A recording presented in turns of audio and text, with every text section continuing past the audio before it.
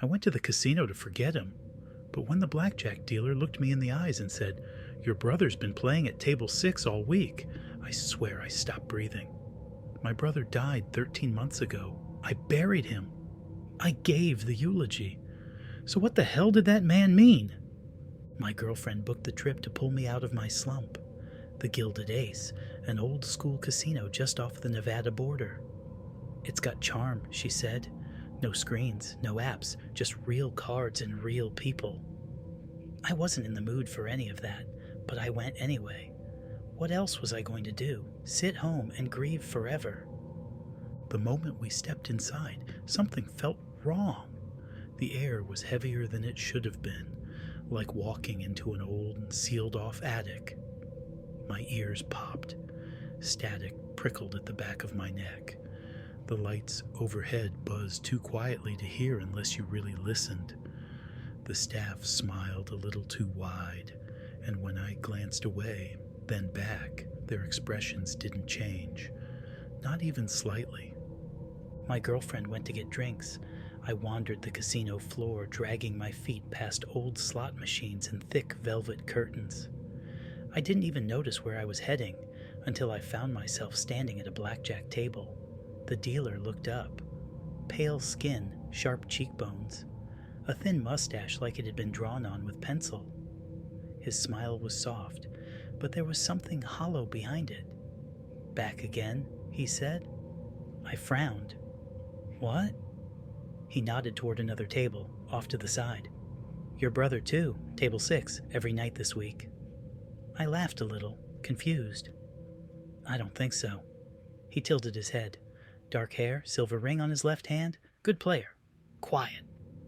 I turned toward table 6. It was empty. When I looked back, the dealer was gone. No footsteps, no shift change, no exit. Just gone.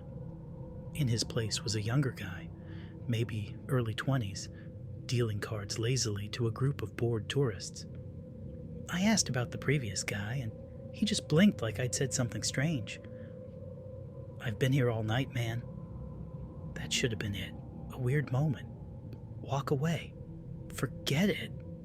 But something made me go to table 6. I told myself it was curiosity, but deep down, I think it was hope, or fear, or both. The seat was cold, unreasonably cold. The felt on the table looked older than the others, faded, dusty. The overhead light flickered, the bulb buzzed. The cards, when dealt, felt slightly damp to the touch. The dealer looked up and nodded. I played one hand. Lost. As he pulled the chips away, he said, "He plays better than you." My spine stiffened. "Who?" The dealer didn't answer. He just kept dealing, sending cards across to the empty seat across from me. Nodding, smiling, pausing like someone was responding. Then he laughed.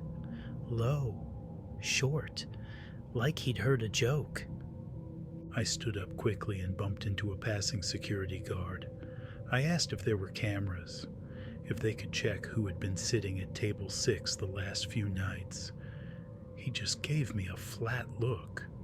"There aren't any cameras on that side of the floor," he said, "and that table hasn't been active in months." I turned to look again. Table 6 now looked older.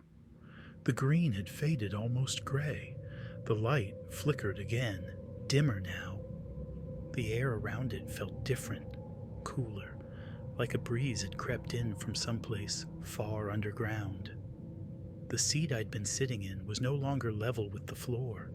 It sagged, like someone had been sitting there for a very, very long time. If you're still watching, you've already sat down at the table. Like the video. Subscribe before the dealer calls your name. Let's continue. I found my girlfriend again. I told her what happened, expecting her to laugh it off. Say I was spiraling again. But she didn't. She stared at me, wide-eyed. "I didn't want to say anything," she whispered. "But when I walked past that table earlier, I saw someone sitting there. I thought it was you, but when I looked again, it was gone.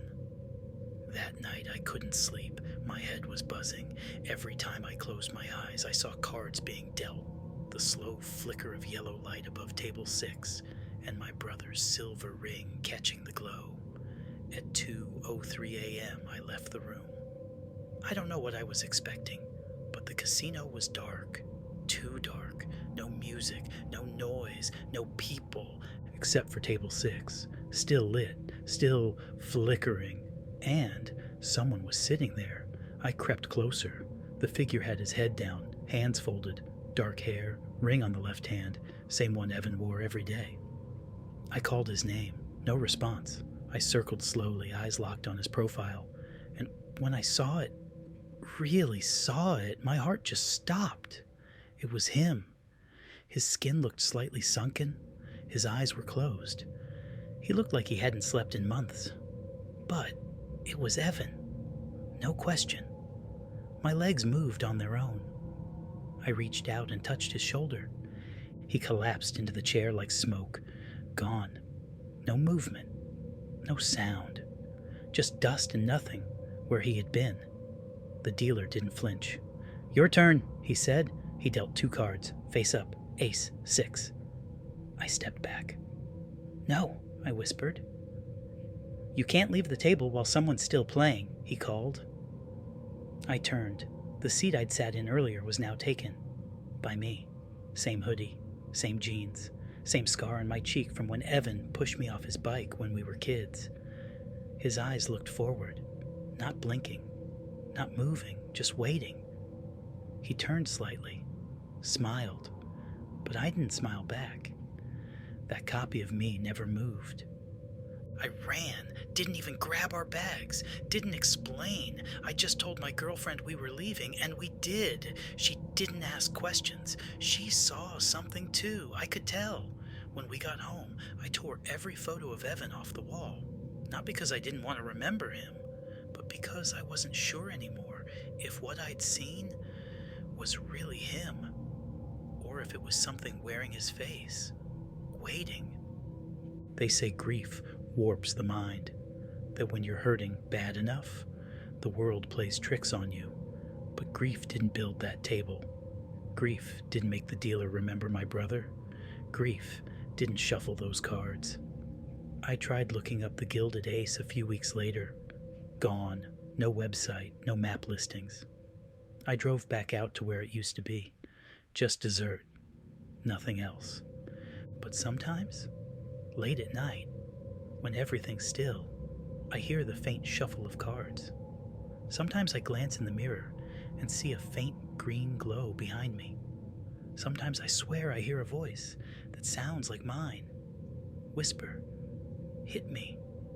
And sometimes I see table 6, not in dreams, not in memories, in places it shouldn't be. A reflection in a store window, a flicker in the background of a commercial, a layout drawn in the condensation on my bathroom mirror. The chair's always pulled out, like it's waiting. I haven't gone back. I don't need to, because lately things have started showing up around me. A poker chip on my nightstand I didn't put there. A ring on the left hand of strangers I pass. A dealer's voice, too familiar, echoing faintly from inside my closet. And this morning I found a single playing card under my pillow. It was the Ace of Spades. My name was written on it, and underneath it, the words, "Your turn." If you enjoyed this story, give it a like and don't forget to subscribe for more true horror. I'll see you at the next table.